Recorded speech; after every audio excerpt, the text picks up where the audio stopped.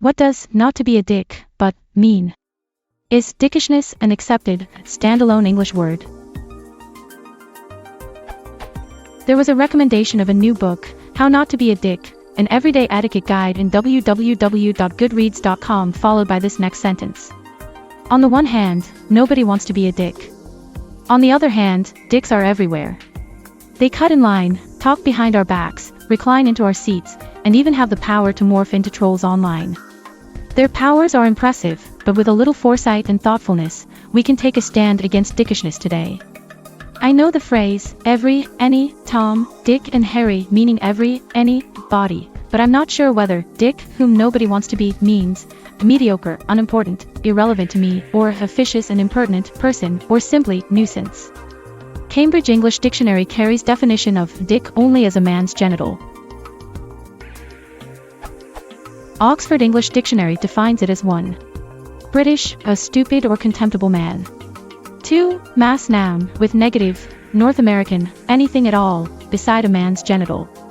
What does dick exactly mean when you say, not to be a dick, but? Are dickish and dickishness accepted derivatives from dick, though I can't find them in any of Cambridge, Oxford and Merriam-Webster English dictionaries? What would you apply to in paraphrasing dickishness in a single word?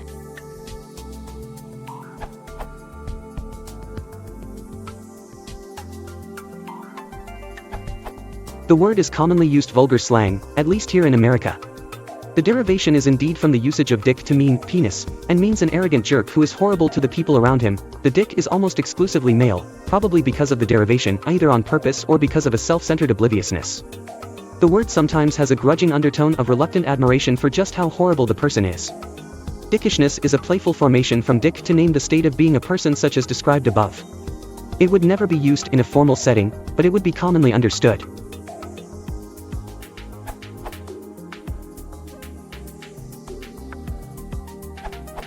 It depends on what you mean by accepted. Everyone would understand what you mean, but the dickishness is still a nonce word, a word that has been invented in order to render some concept more easily or efficiently communicable. In this case, it's a pejoration plus an abstraction. Dick becomes an insult, then the insult becomes a quality or an abstract quantity. It's not in the dictionaries, and it's not appropriate for formal occasions, and not even because of its derivation. Otherwise, I'd feel free to use it, and I'm a Harvard PhD. My dad uses it sometimes.